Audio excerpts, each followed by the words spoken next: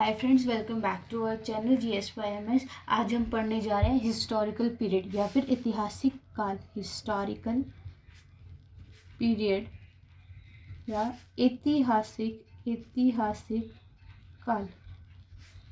ठीक है, ऐतिहासिक काल। तो इसके बारे में हमने पढ़ा था कि लिखित स्रोत उपलब्ध है, लिखित है और इसे पढ़ा भी जा सकता है। तो यानी कि अभी तक हमने ऐसे देखे, ऐसे भी देख लिए जो लिखित नहीं है, ऐसे देख लिए जो लिखित है पर उन्हें पढ़ा नहीं जा सकता। अब हम देखेंगे जो लिखित है और उन्हें पढ़ा भी जा सकता है। इसके अंतर्गत वैदिक काल से लेकर जो अभी तक का सारा समय है वो आएगा। ठीक है, तो अब हम इतिहास के अलग अलग पार्ट पढ़ लेते हैं। इस इतिहास के तो इतिहास में 3 तरीके से हम पढ़ेंगे इसको। सबसे पहले पढ़ेंगे पुरातात्विक,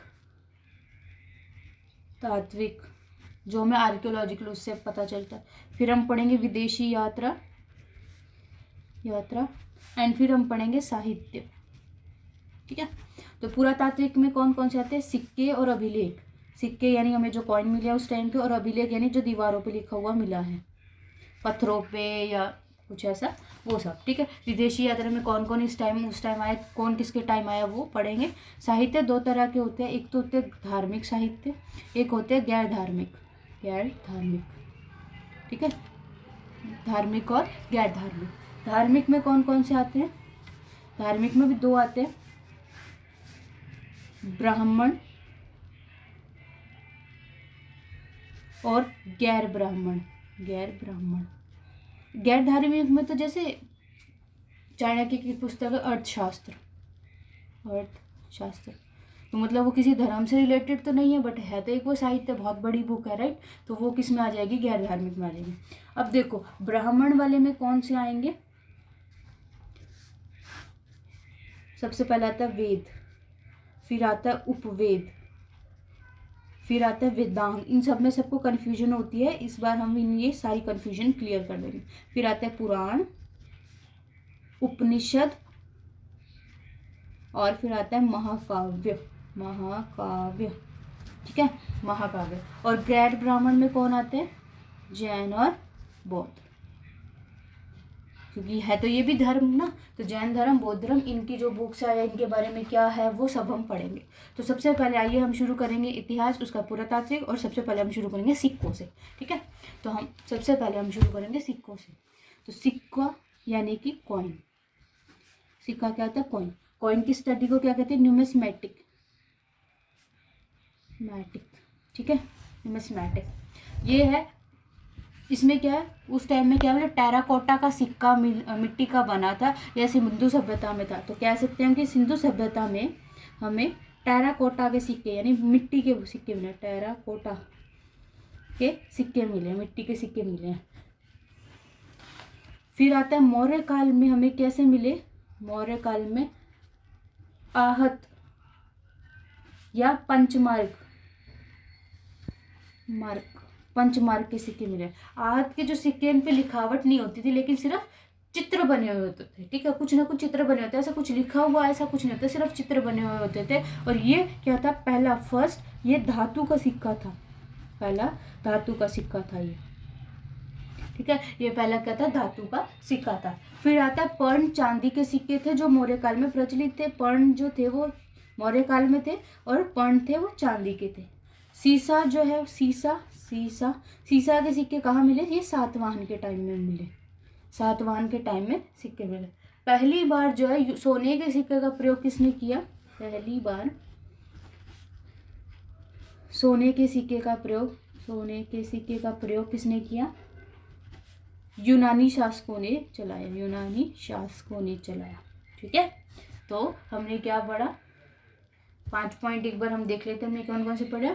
कि सिक्का, कॉइन, जिसे न्यूमिस्मेटिक इसकी स्टडी करते हैं। सिंधु सभ्यता के सिक्के टेराकोटा के थे। मौर्य काल में आहत या पंचमार्क चलते थे, जो पहले धातु के सिक्के थे। फिर पर्ण भी था मौर्य काल के टाइम, जो चांदी का था। सातवाहन के टाइम सीसा के सिक्के चलते थे। पहली बार जो है सोने का सिक्का यूनानी शासकों ने चलाया। ठीक है, फिर आता है कि जो शुद्ध सोने का यानी प्योर गोल्ड का जो सिक्का था, प्योर गोल्ड, वो किसके टाइम चला? कुषाण के टाइम चला। ये सारे वंश हम आगे पढ़ेंगे कौन कौन क्या कहते हैं। ये कुषाण थे। ठीक है, कुषाण के, ये बस एक ओवरव्यू टाइप का है।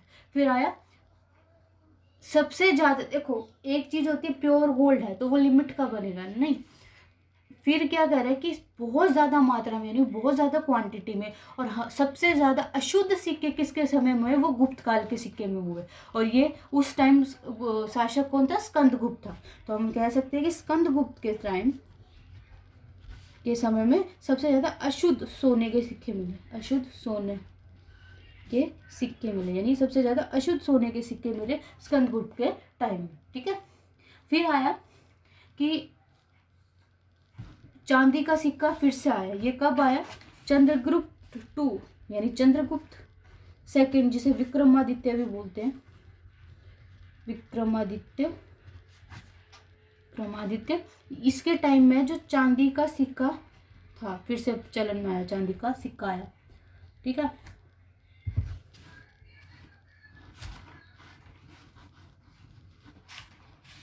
फिर आया था जो हमारी गुप्त काल की जो सबसे सर्वाधिक सिक्के का जो चलन चला, मतलब सबसे जो फेमस सिक्का था वो किसका था, मयूर शैली का, यानी उसमें मोर टाइप अलग अलग तरह की शैली होती है। तो ये क्या, मयूर शैली का सिक्का जो है वो गुप्त काल का सबसे वो था, फेमस सिक्का था। ठीक है, कौड़ी का सिक्का भी जो है वो गुप्त काल में प्रयुक्त हुआ, यानी कौड़ी के सिक्के का भी यूज हुआ।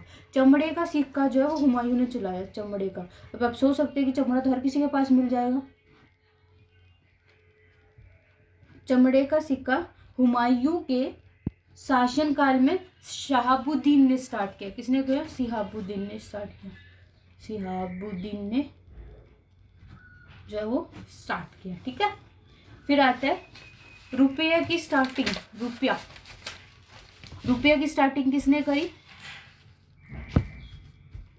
रुपये की स्टार्टिंग किसने करी, शेरशाह ने करी, शेरशाह सूरी ने करी,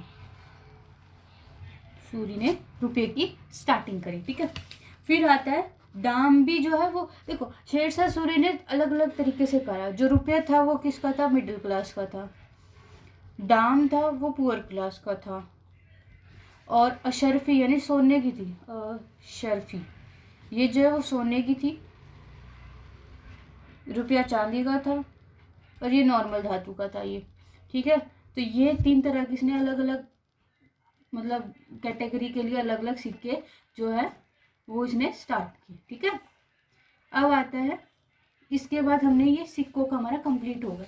तो एक बार सिक्कों को रिवाइज कर लेते हैं, नेक्स्ट वीडियो में हम अभिलेख पढ़ेंगे। ठीक है, तो हमने क्या पढ़ा कि जो सिक्के की स्टडी को क्या कहते हैं, न्यूमिस्मेटिक कहते हैं। सिंधु सभ्यता में टेराकोटा के सिक्के मिले।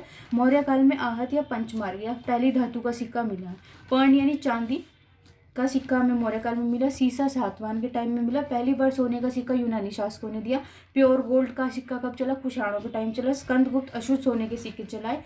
चंद्रगुप्त जो सेकंड था, विक्रमादित्य, उसने चांदी का सिक्का चलाया। ठीक है, मयूर शैली का सिक्का भी मौर्य काल में सबसे मिला। कौड़ी का सिक्का भी मिला। चमड़े का सिक्का जो है वो हुमायूं के काल में शहाबुद्दीन ने स्टार्ट किया। ठीक है, फिर आता है शेरशाह सूरी ने क्या करा, दाम चलाया गरीबों के लिए, रुपये चलाए मिडिल क्लास के लिए, और अशरफिया सोने की चलाई किसके लिए, अमीरों के लिए। तो ये सारा किसने चलाया, शेरशाह सूरी ने यह चलाया। ठीक है, नेक्स्ट वीडियो में हम एपिग्राफ, इंस्क्रिप्शन या अभिलेख पढ़ेंगे। ठीक है, थैंक यू सो मच।